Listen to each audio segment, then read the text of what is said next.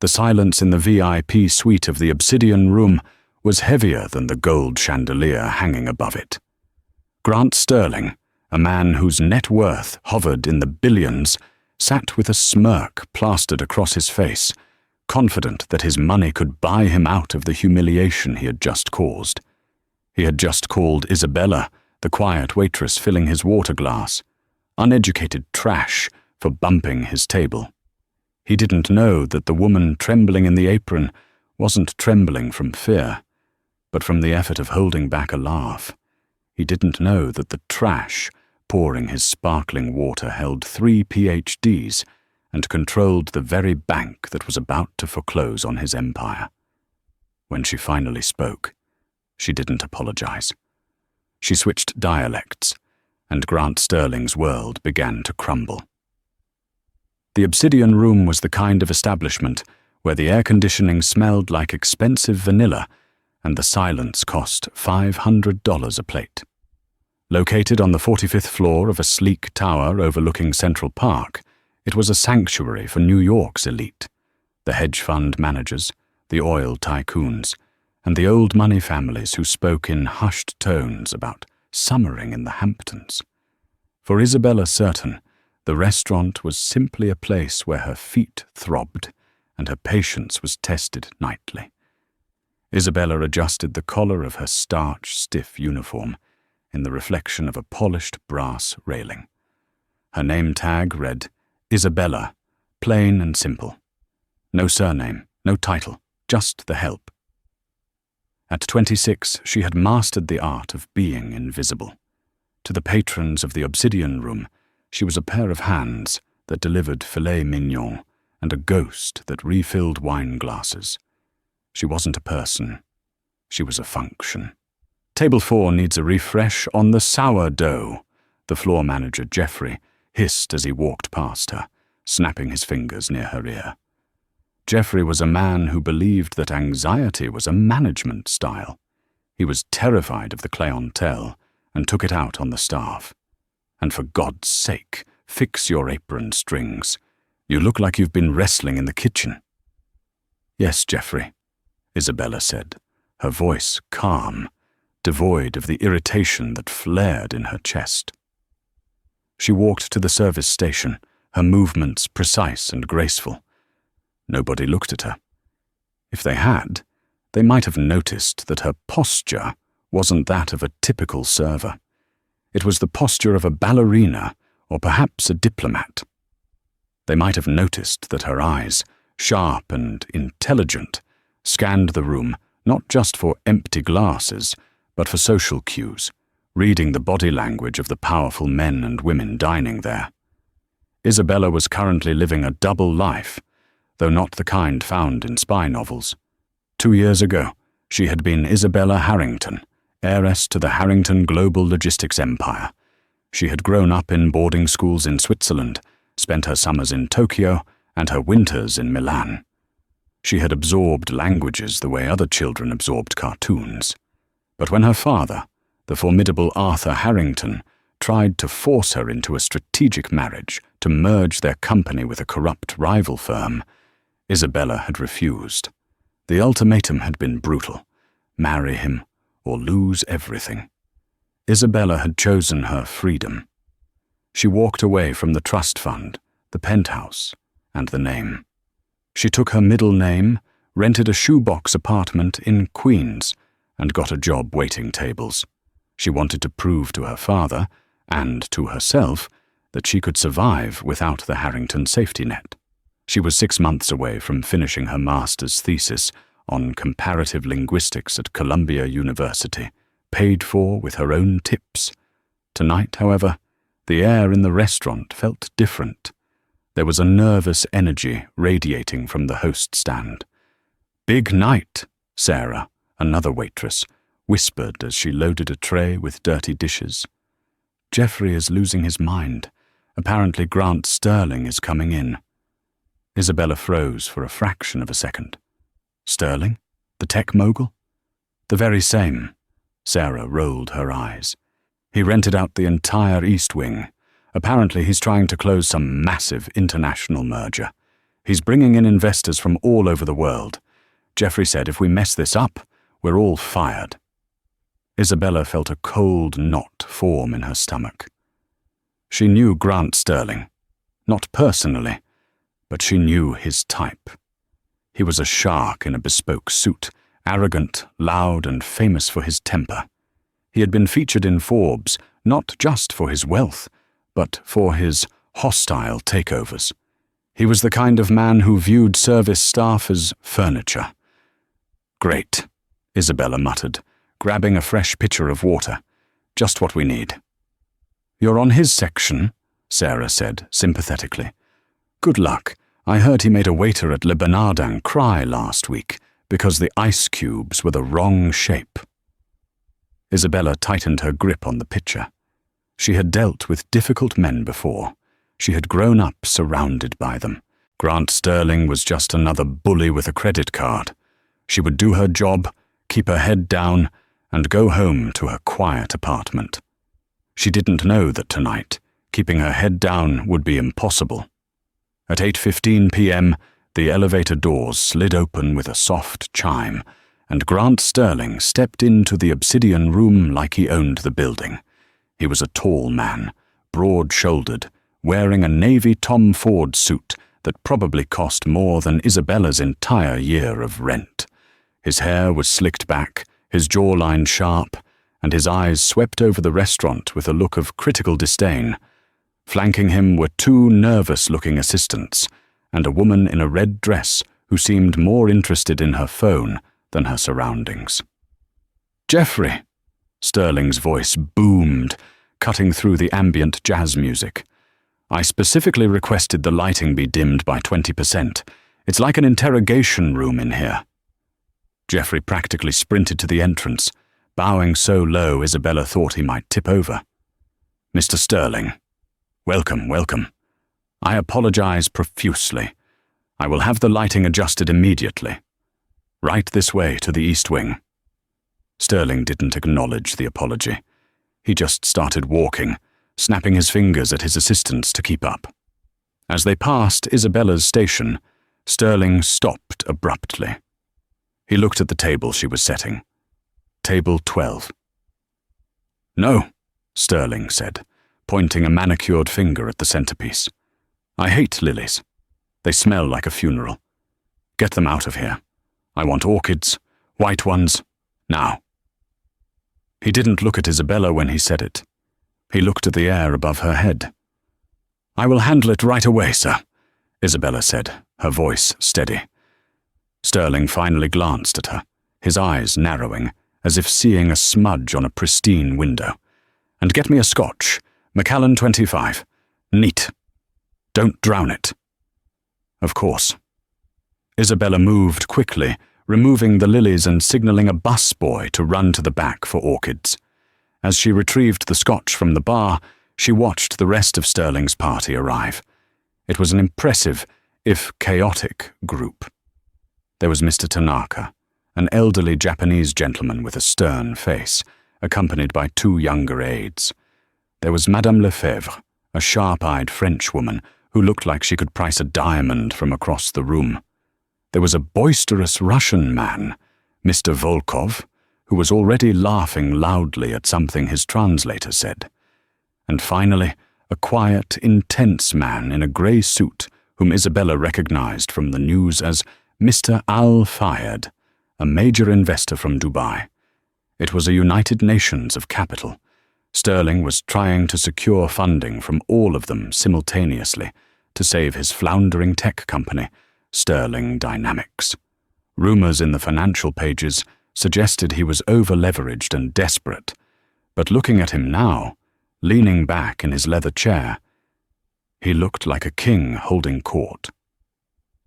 Isabella approached the table with the scotch on a silver tray. She placed it down on a coaster with millimeter precision. "Your drink, sir," she murmured. Sterling ignored her. He was busy gesturing to a young man sitting to his right, his hired translator. "Tell Tanaka that I'm ready to sign the distribution rights for Tokyo if he agrees to the 15% royalty drop Sterling barked at the translator. The translator, a sweaty young man named Kevin, looked terrified. He fumbled with a notebook. He turned to Mr. Tanaka and spoke in Japanese. Isabella, standing just a few feet away with her tray, felt a wince ripple through her body. Kevin's Japanese was atrocious. He hadn't used the honorific keigo language required for business dealings with an elder. Instead of saying, "Mr. Sterling proposes a mutually beneficial adjustment," Kevin had essentially said, "He wants to cut your money, old man." Mr. Tanaka's face hardened. He said something sharp to his aide in Japanese. "Does this boy have no manners? Is this how Sterling treats us?"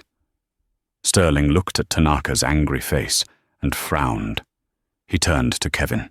"What did he say? Is he happy?" Kevin, sweating profusely, lied. Yes, Mr. Sterling. He says he is considering it deeply." Isabella bit her lip. She should walk away. It wasn't her business. She was a waitress, but the linguistic butchery was physically painful to witness. Sterling clapped his hands. "Good. Now, someone pour the wine. Where is that girl?" He spun around and nearly collided with Isabella, who was waiting for a gap in the conversation to offer water. The sudden movement knocked the water pitcher in her hand. She corrected her balance instantly, saving the pitcher, but a few drops of condensation splashed onto the sleeve of Sterling's suit. The table went silent. Sterling looked at the 3 drops of water on his cuff like they were acid. He slowly looked up at Isabella. "You clumsy idiot," he hissed, loud enough for the entire table and half the restaurant to hear. "I apologize, sir," Isabella said, grabbing a napkin. "You turned quite suddenly. Don't give me excuses." Sterling slammed his hand on the table. "This is a $5,000 suit. Do you have any idea who I am? Do you have any idea who these people are?" "I do, sir," Isabella said, her chin lifting slightly. "I can fetch some club soda. It will take the watermark right out." "I don't want your club soda," Sterling sneered. "I want a server who has a brain. God, it's so hard to find good help these days. They hire these uneducated nobodies off the street and put them in a room with billionaires." He turned to his guests, letting out a dry, mocking laugh. "My apologies, everyone. The help here is clearly struggling to comprehend the gravity of the situation. She probably doesn't even understand what we're doing here. She thinks we're just eating dinner." Madame Lefebvre looked uncomfortable. Mr. Tanaka looked disgusted, but not at Isabella. "Just get out of my sight." Sterling dismissed her with a wave of his hand. "Send the manager, and bring us the menus, and try not to drown the menus, okay?" Isabella felt the heat rise in her cheeks. Not shame, anger, pure, cold anger. She tightened her grip on the silver tray until her knuckles turned white. She took a deep breath, performed a slight, dignified bow, and backed away. "As you wish, sir." She walked back to the service station. Jeffrey was already hyperventilating. "What happened? Did you spill on him? Isabella, I swear to God." "He bumped into me, Jeffrey," she said coolly. "He requires the menus. I'll take them." No, send Sarah." "You stay back," Jeffrey panicked. "I am the lead server for the East Wing," Isabella said, her voice dropping an octave, sounding suddenly very much like the daughter of Arthur Harrington. "I will finish the service. If you pull me now, it looks like an admission of incompetence. It makes the restaurant look weak." Jeffrey blinked, stunned by her tone. He hesitated, then nodded. "Fine. But one more mistake, and you're out. Tonight." Isabella picked up the heavy leather-bound menus. She wasn't going to make a mistake. She was going to make a point. When Isabella returned to the table, the atmosphere had deteriorated from tense to catastrophic. Sterling was trying to conduct 3 negotiations at once, relying entirely on Kevin, the sweaty translator. The problem was, Kevin only seemed to speak passable Spanish and very broken Japanese. He clearly didn't speak Russian or Arabic. Mr. Volkov, the Russian oil magnate, was red in the face.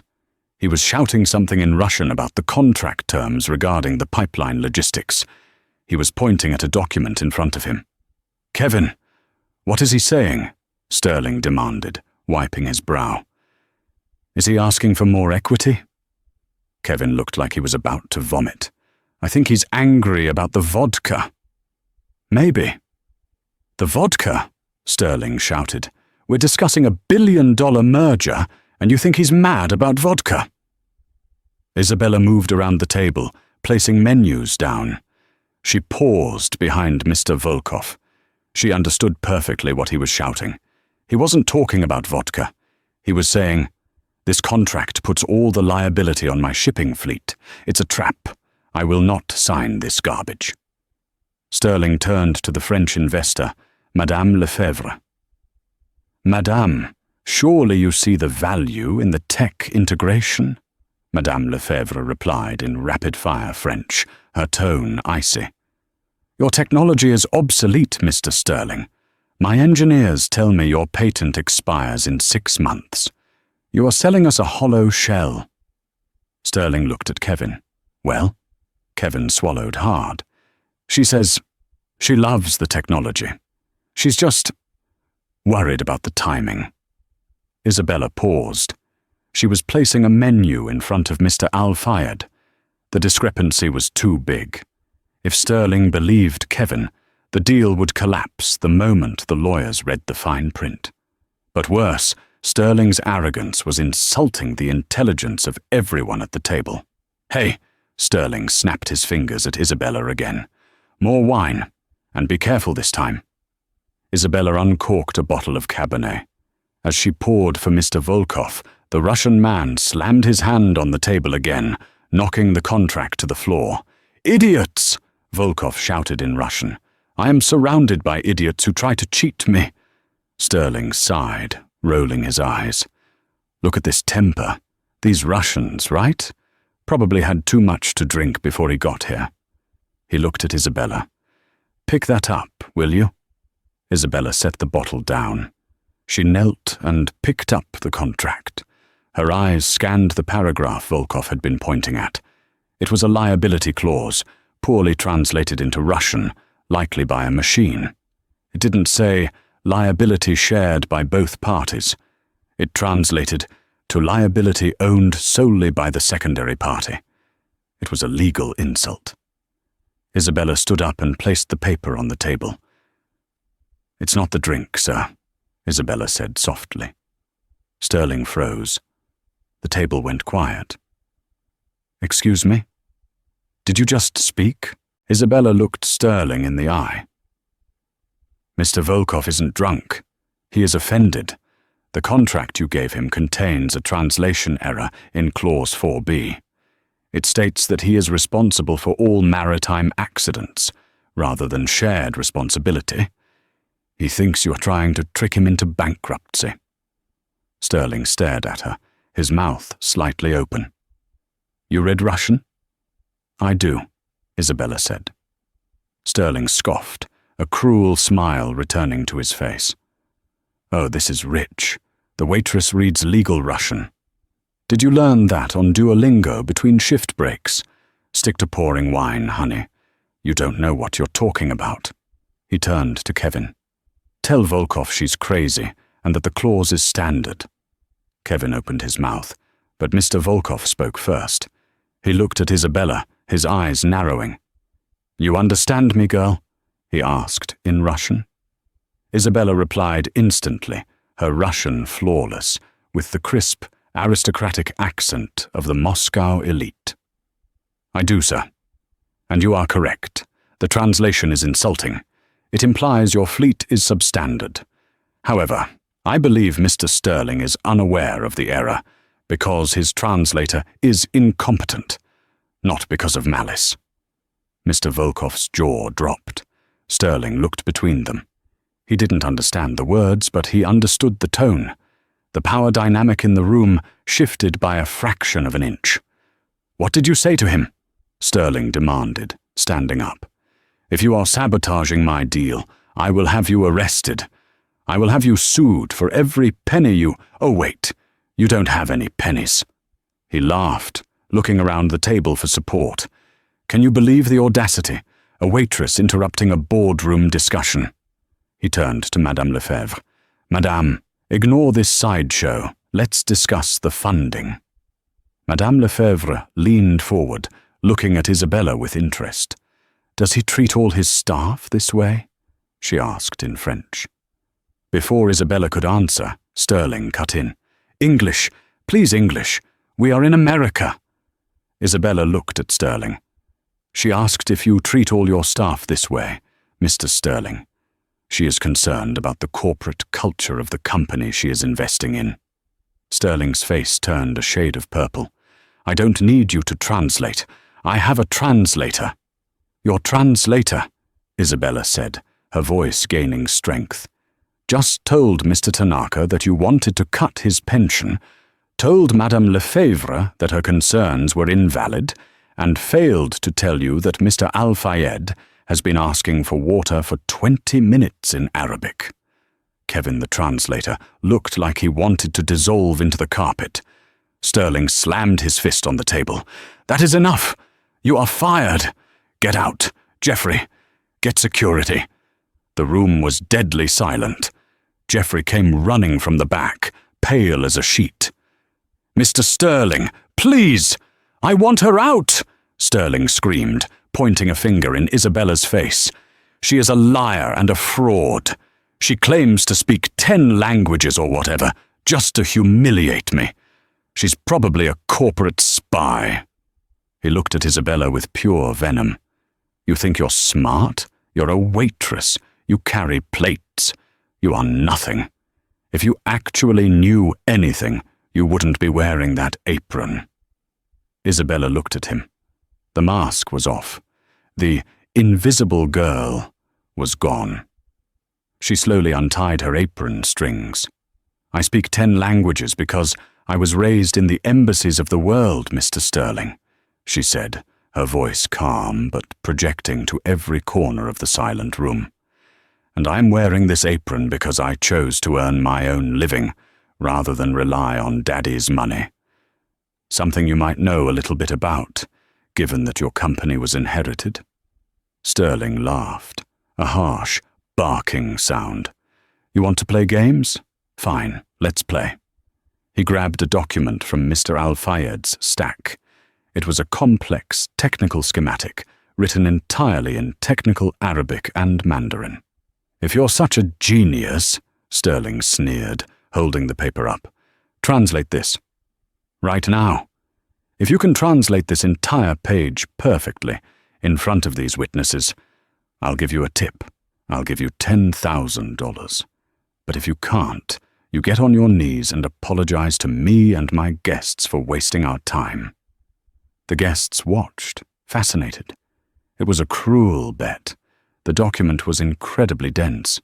Even a native speaker would struggle with the technical jargon. Isabella looked at the paper. Then she looked at Sterling. "Keep your money, Grant," she said, using his first name for the first time. "But if I translate it, you have to listen to what I have to say next, without interrupting." "Deal," Sterling smirked. "Go ahead, genius. Entertain us." Isabella took the paper. She didn't look at it for more than 3 seconds. She didn't need to. She recognized the logo on the header. It was a schematic from Harrington Global, her father's company. She took a breath, looked at the stunned faces around the table, and began to speak. The silence in the obsidian room had texture now. It was thick, suffocating, and centered entirely on the woman standing in the center of the East Wing, holding a document meant only for the eyes of high-level engineers and billionaire investors. Isabella didn't begin with a stutter or a pause. She didn't need to or ah as her brain searched for equivalents. The languages on the page, complex technical Mandarin regarding microprocessor architecture, interspersed with high-level Arabic legalese, concerning intellectual property rights in the Gulf region were as familiar to her as the nursery rhymes of her childhood. She began to speak, her voice clear, modulated, and possessing an authority that seemed alien coming from someone wearing a polyester uniform. The document is a due diligence report commissioned by the firm of Harrington Global regarding the viability of Sterling Dynamics' Project Chimera processor unit, Isabella began, looking directly at Mr. Al-Fayed, who sat up straighter at the mention of the originating firm. Sterling let out a snort. "It is not. It's just a schematic. See? She's lying already." Isabella ignored him. She switched flawlessly into fluent, elegant Arabic, addressing Mr. Al-Fayed directly. "Sir, this section details the patent filings in Dubai. It states clearly that the core architecture of the chip was not developed in-house by Sterling Dynamics, but rather licensed from a defunct Taiwanese firm 3 years ago. The license is non-exclusive and expires in 90 days. Mr. Al-Fayed's calm demeanor cracked. His eyes widened. He looked at the document, then at Sterling, his expression darkening from curiosity to suspicion. Isabella didn't stop. She turned her attention to the Mandarin section, addressing Mr. Tanaka. She spoke the crisp, formal dialect used in high-level Beijing boardrooms. "Mr. Tanaka, this segment highlights the thermal throttling issues. The report indicates that during stress testing, the processor overheats by 45% beyond industry safety standards. The cooling solution proposed by Mr. Sterling is noted here as theoretical and currently untestable. The report concludes that mass production in its current state would lead to a catastrophic failure rate of nearly 30% within the first year." The color drained from Grant Sterling's face. It wasn't just that she was translating, it was what she was translating. This was the buried internal memo he thought had been destroyed, a memo written by an external auditor his own board had forced him to hire. How did Al-Fayed get it? "Stop her!" Sterling shrieked, jumping from his chair. "She's making it up. It's gibberish." "Sit down, Grant," Mr. Volkov, the Russian giant, roared. He didn't need a translation to understand the panic in Sterling's eyes. He pointed a meaty finger at Isabella. "Let the girl finish." Isabella continued, her cadence rhythmic, almost hypnotic. She was no longer a waitress, she was a conduit of devastating information. For 10 minutes, she dissected the document. She revealed hidden debt structures concealed in footnotes. She exposed inflated user projection numbers. She translated notes in the margins written by skeptical engineers. She moved around the table as she spoke, making eye contact with each investor in their native tongue. To Madame Lefebvre, she explained in rapid French that the innovative AI integration Sterling had touted was actually a basic algorithm purchased off the shelf. The dining room floor had become a theater of corporate execution. The other diners in the restaurant had stopped eating. The waiters stood frozen against the walls, trays held forgotten in mid-air. Jeffrey, the manager, was gripping the host stand so hard his knuckles were white, terrified by the spectacle yet unable to look away. Finally, Isabella reached the end of the document. She placed the paper gently back onto the table in front of a stunned Mr. Al-Fayed. She turned to Grant Sterling, who was now standing, gripping the back of his chair, sweating through his expensive suit. He looked smaller than he had 20 minutes ago. The air of invincibility was gone, replaced by the desperate look of a gambler whose bluff had been called in spectacular fashion. "The concluding summary," Isabella said, switching back to English, her voice calm and devastatingly neutral, states that investing in Sterling Dynamics at the current valuation represents an extreme risk and recommends immediate divestment. It is signed by the lead auditor of Harrington Global. She paused, letting the words hang in the air like smoke. "You owe me $10,000, Mr. Sterling, though I imagine you might need that money for legal fees very soon." Sterling opened his mouth, but no sound came out. He looked at Kevin, his hired translator, who was staring at Isabella with a mixture of awe and horror. "Kevin," Sterling croaked, his voice weak. "Is that what it says?" Kevin gulped. He picked up the paper, his hands shaking. He recognized a few characters here and there. Mr. Sterling, I think she's right. The characters for failure and debt are everywhere." The investors began to speak all at once, a cacophony of angry Russian, sharp French, confused Japanese, and furious Arabic. They weren't looking at Sterling for answers anymore. They were looking at Isabella. Sterling seemed to snap. The humiliation was too much. His narcissism couldn't process the reality of being dismantled by a servant. "You stole that!" Sterling shouted, lunging toward Isabella, his finger inches from her face. "You are a corporate spy. You planted that document. Who are you working for? Is it Musk? Is it Zuckerberg? I'll have you thrown in prison for espionage." He turned frantically to the table. "Listen to me. She's a fraud. She's just a waitress. A nobody who memorized some lines. Don't you see? It's a setup." He grabbed Jeffrey by the arm as the manager tried to shrink away. "Tell them, Jeffrey.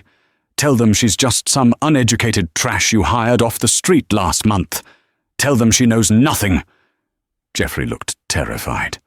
He looked at Sterling, then at the furious investors, and finally at Isabella, who stood perfectly still, her expression unreadable.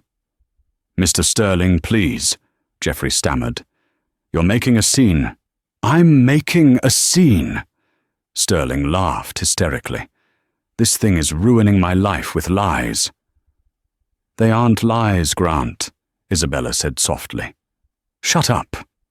"What is your name?" Sterling demanded, screaming into her face.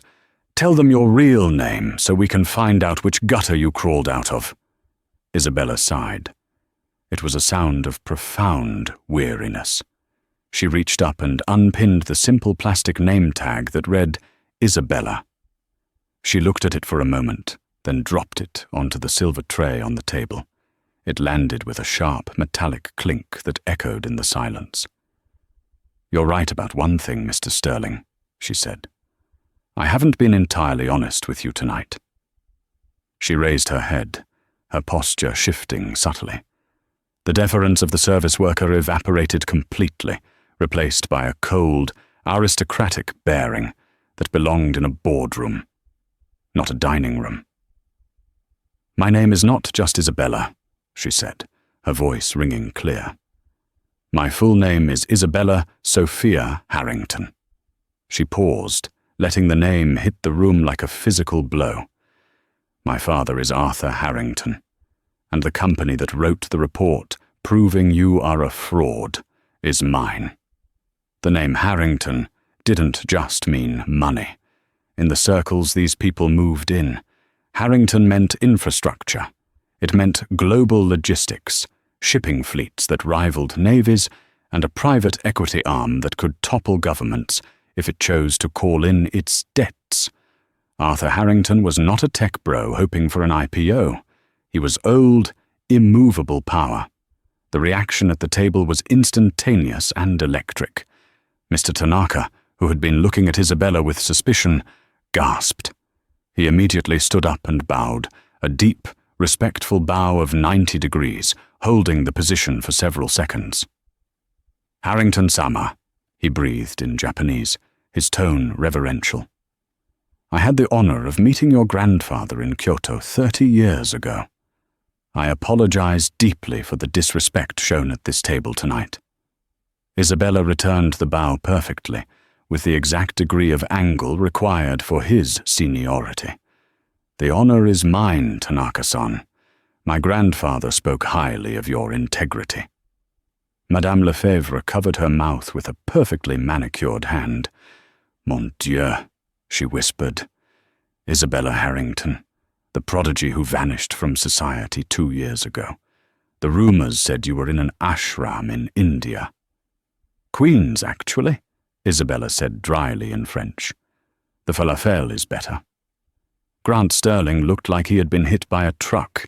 He staggered back, gripping the edge of the table for support. His brain was misfiring, unable to reconcile the image of the girl he had abused for an hour with the reality of who she was. "No," Sterling whispered. "No, that's impossible. You're waiting tables. You're wearing an apron. Arthur Harrington's daughter wouldn't be serving me scotch." "I assure you, Grant, the irony is not lost on me," Isabella said coolly. "I left that world because I found it suffocating, filled with men exactly like you, men who believe their bank account gives them the right to treat other human beings as accessories. I wanted to see if I could survive on my own merits, without the Harrington shield." She gestured around the lavish restaurant. "And I have. I pay my rent. I am finishing my master's degree. And I handle people like you every night for $20 an hour plus tips. And tonight, I learned that competence has nothing to do with the price of your suit." Sterling looked around the room for an ally, but he was on an island. The investors were looking at him with undisguised disgust. They realized they had almost handed billions of dollars to a charlatan, and they had been saved only by the incredible coincidence of insulting the wrong waitress. Mr. Volkov stood up to his full, imposing height. He grabbed the contract he had been about to sign and ripped it in half. The sound was loud and final. "You tried to cheat me, little man," Volkov growled in Russian, throwing the torn paper at Sterling. "If I ever see your face in Moscow, you will regret it." He turned to Isabella, his demeanor softening instantly. He took her hand and kissed it gallantly. "Miss Harrington, you have saved me a great deal of money and embarrassment tonight. If you ever tire of this," he gestured to the restaurant, "my company is always in need of people who can actually read contracts. Name your price." "Thank you, Mr. Volkov." Isabella smiled warmly. "I will keep that in mind." Madame Lefebvre stood up as well, gathering her purse. "Mr. Sterling, consider our letter of intent withdrawn effective immediately. I will be advising my board that Sterling Dynamics is toxic." She nodded to Isabella. "Enchanté, my dear. You are wasted here." Mr. Al-Fayed, who still held the damning report, stood slowly. He looked at Sterling with cold, dark eyes. "You did not just try to defraud us, Grant. You insulted us. You brought us to this table and treated us like fools, employing an incompetent child to translate complex negotiations because you were too arrogant to believe we would notice." He turned to Kevin, the sweaty translator, who was trying to hide behind a potted plant. "You will never work in international business again. I will ensure it." Kevin whimpered. Al-Fayed turned back to Isabella. "Miss Harrington, please convey my deepest respects to your father. Tell him that his company's due diligence is, as always, impeccable." One by one, the pillars of Sterling's future walked away from the table. Sterling stood alone amidst the ruins of his empire. The dinner plates were untouched. The expensive wine was unopened. His reputation was not just tarnished, it was incinerated. He looked at Isabella. The rage was gone, replaced by a terrifying emptiness. He realized the true extent of what had just happened. It wasn't just this deal. The moment these people left this room, the calls would start. The rumors would fly. His stock price would flatline by tomorrow morning. The bank that held his massive loans, a bank that Isabella's father likely had a controlling interest in, would call in the debt. He was finished. "Why?" Sterling whispered, his voice cracking. He looked like a lost child. "Why did you do this? You could have just brought the water. You could have just taken the insult. Why did you have to destroy me?" Isabella looked at him, not with anger, but with a profound pity that hurt him more than the rage. "Because, Grant," she said softly, "you didn't just insult me. You insulted everyone in this room who wasn't you. You mistook kindness for weakness and silence for stupidity. I didn't destroy you. I just turned on the lights. You destroyed yourself. The dining room of the Obsidian Room had become a mausoleum for Grant Sterling's career.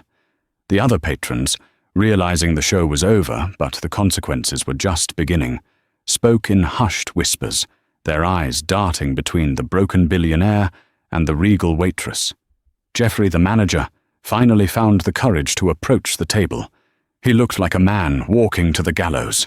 He had berated, threatened, and nearly fired the daughter of one of the most powerful men on earth.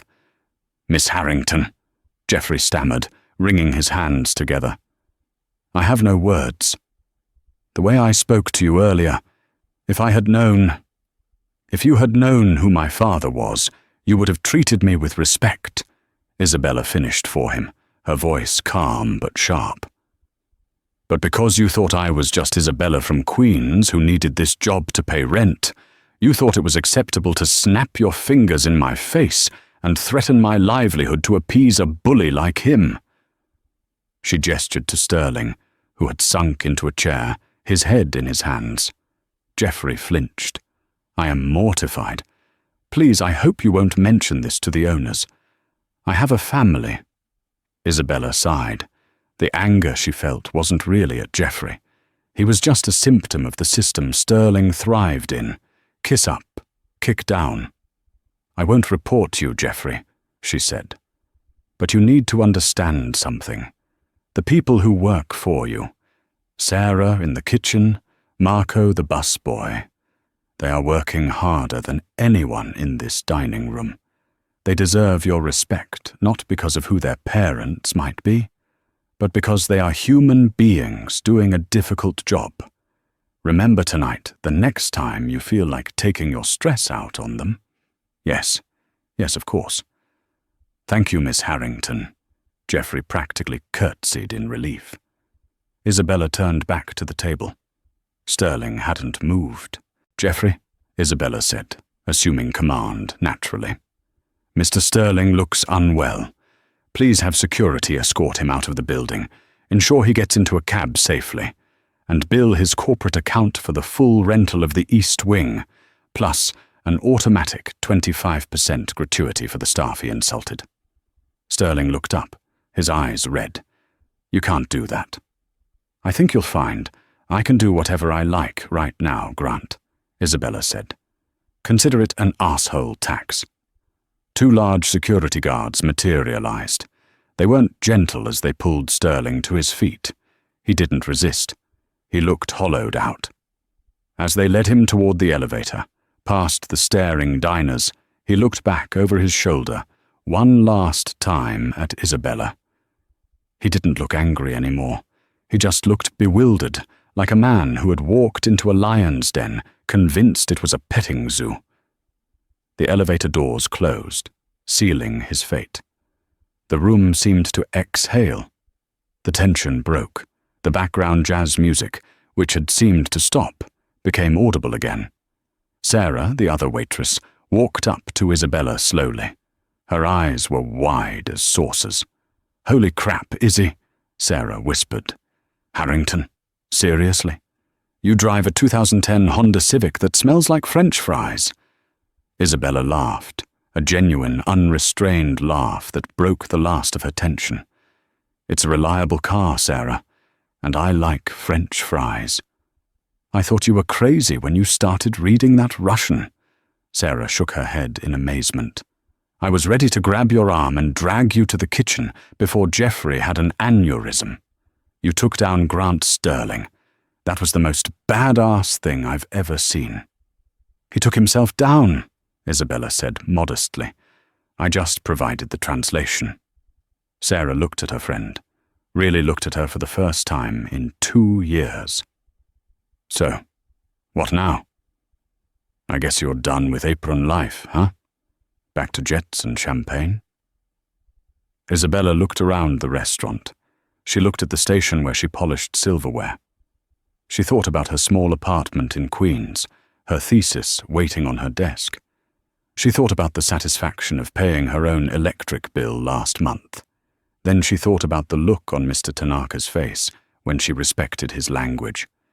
She thought about the power she had felt, not from her father's name, but from her own skill, her own mind.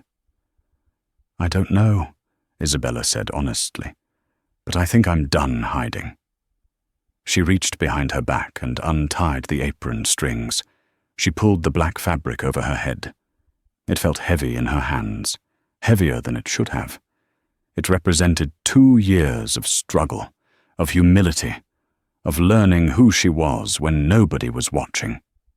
She folded it neatly and placed it on the service station counter next to the coffee machine. "Geoffrey," Isabella called out. The manager hurried over. "Yes, Miss Harrington. Can I get you anything? A glass of champagne on the house? The owner's private reserve?" Isabella smiled, a slightly sad smile. "No, thank you, Geoffrey. I just wanted to tell you that I quit." The morning sun over Queens did not sparkle like it did over the East River. It hit the brick wall of the adjacent tenement building and filtered through Isabella's window in a hazy, dusty grey. Isabella sat at her scratched kitchen table, wrapped in an oversized university hoodie that had seen better days. In her hands, she cradled a mug of instant coffee that was rapidly losing its heat. The apartment was silent, save for the rhythmic dripping of the faucet she had been meaning to fix for 6 months. It was a humble, quiet life. The life she had fought so hard to build. But the silence outside was a lie. Inside the digital world, a nuclear bomb had gone off. Isabella stared at the small television perched on her microwave. She had muted the volume, but the chyrons flashing across the bottom of the screen screamed loud enough to be heard in space. Every major financial news network was running the same story. The face of Grant Sterling, usually so smug and airbrushed in magazine profiles, looked grey and hollow in the paparazzi photos being splashed across the screen. She turned the volume up. An unprecedented collapse, a grave-looking anchor on Bloomberg was saying. Shares of Sterling Dynamics have plummeted 65% in pre-market trading, triggering a circuit breaker halt on the NYSE. The sell-off began late last night, following rumors of a disastrous meeting with key international investors. The screen cut to footage taken outside Sterling's penthouse just an hour ago. It showed federal agents carrying boxes, evidence boxes, out of the lobby.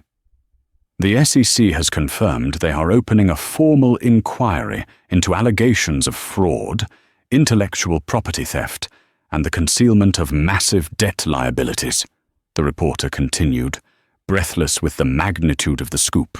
Sources close to the situation suggest that the whistle was blown not by a corporate insider, but during a dinner at the Obsidian Room, where the discrepancies were allegedly translated in real time to the foreign investors.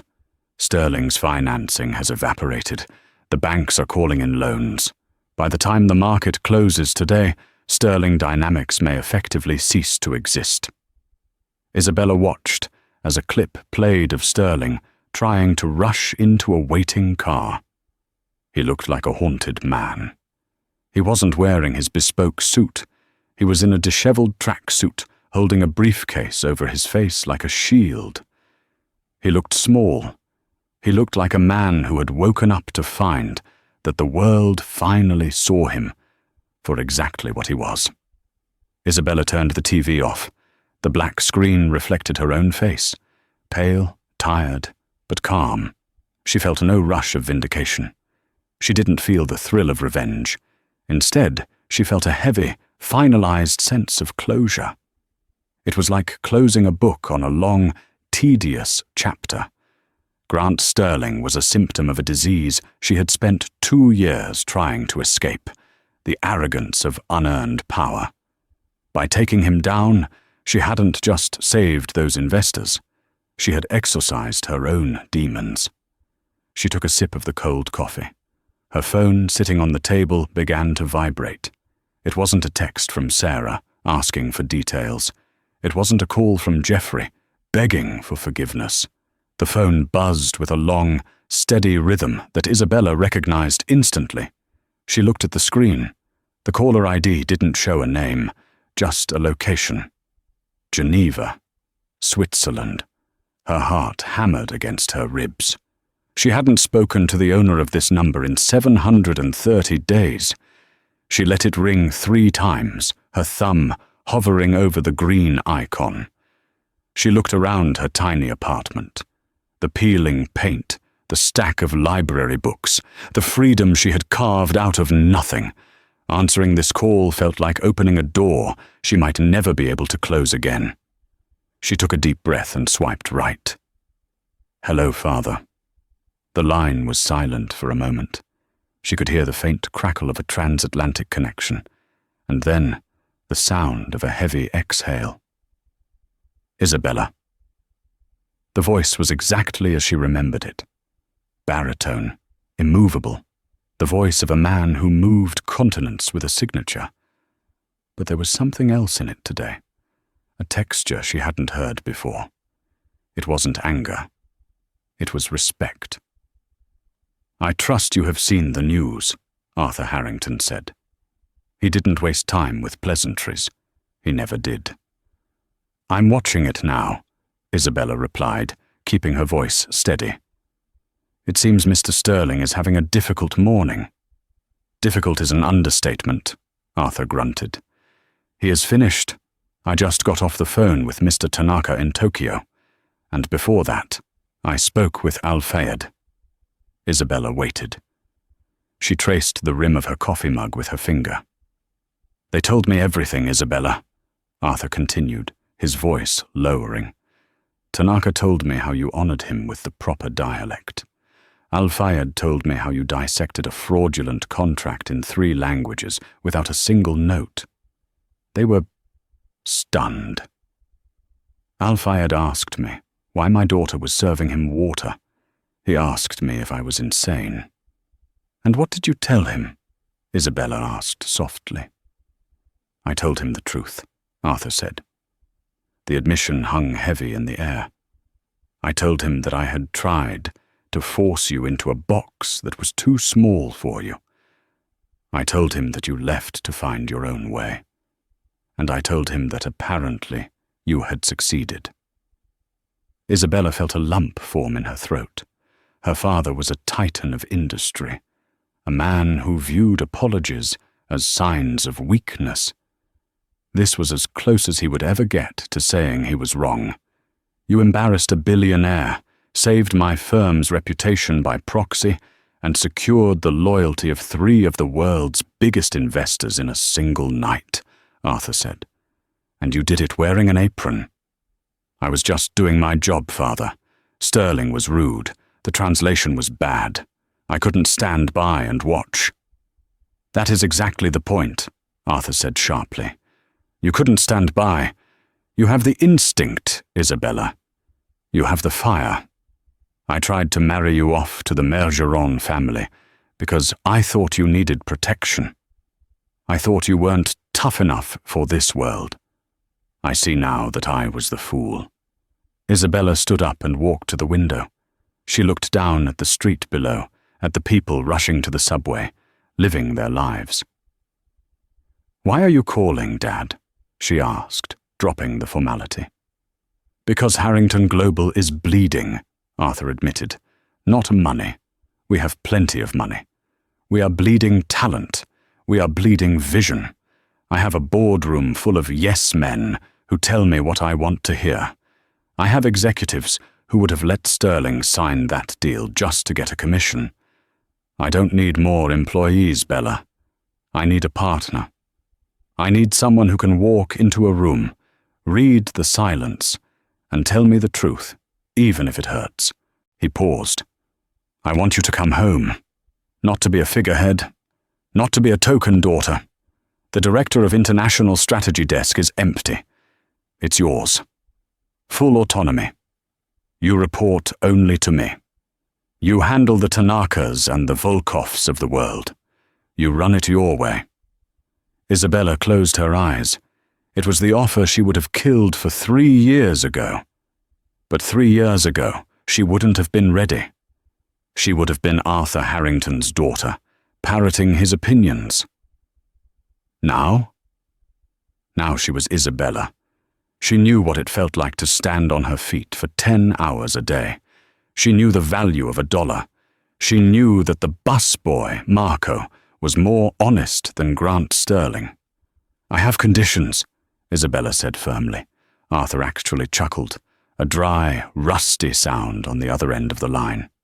"I would expect nothing less." "Name them." "I don't want the penthouse," she said. "I'm keeping my apartment in Queens. It keeps me grounded. I don't want a driver, and I don't want anyone referring to me as the heiress. If I take this job, I earn my keep every day. The moment I feel like I'm being treated as a decoration, I walk. And this time, I won't just go to Queens. I'll go to the competition." "Agreed," Arthur said instantly. "Anything else?" Isabella looked at the Honda Civic parked on the street below. It was dented, the paint was fading, and the air conditioning only worked on Tuesdays. "Yes," she smiled. "I need a parking spot for a 2010 Honda, and don't you dare offer to upgrade it." "We will clear a space next to my Rolls-Royce," Arthur said. "We'll see you Monday at 8 a.m. Don't be late." "I'm never late, Dad." The line clicked dead. Isabella lowered the phone.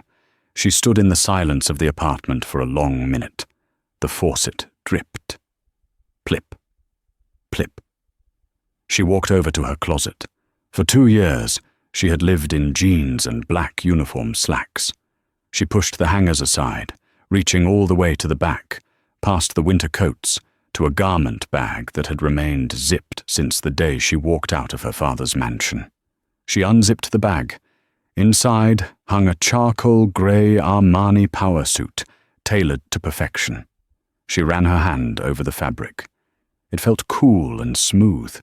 2 years ago, this suit had felt like a costume, a straitjacket binding her to a life she didn't choose. She had felt like a fraud wearing it. She took the suit out and held it up against her body in front of the mirror. She looked at her reflection. She saw the tired eyes of a waitress who had worked double shifts. She saw the determined jaw of a woman who had stood up to a bully. She saw the intelligence of a scholar who spoke 10 languages. The suit wasn't a costume anymore. It was armor. And this time, the warrior inside it was battle-tested. She thought about the apron she had left on the counter at the Obsidian Room. That apron had taught her humility. It had taught her patience. It had taught her to see the invisible people. She would never forget the weight of it. She would carry that apron in her heart every time she walked into a boardroom. Isabella smiled. It was a dangerous, confident smile, the kind that makes stock markets tremble. "Okay," she whispered to the empty room. "Playtime is over." She tossed the suit onto the bed and began to dress. The waitress was gone. The runaway was gone. Isabella Harrington was back. And the world, especially the Grant Sterlings of the world, had better be ready. What a takedown. It just goes to show that you should never judge someone by their job title. You never know who you're really talking to. Grant Sterling learned the hard way. The true power isn't about how loud you shout, but what you actually know. Isabella proved that intelligence and integrity will always outshine arrogance in the end.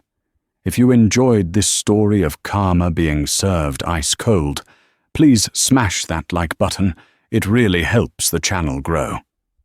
Share this video with anyone who needs a reminder to treat service staff with respect. And if you want more stories of incredible comebacks and dramatic twists, hit that subscribe button and ring the notification bell so you never miss an upload. Thanks for watching.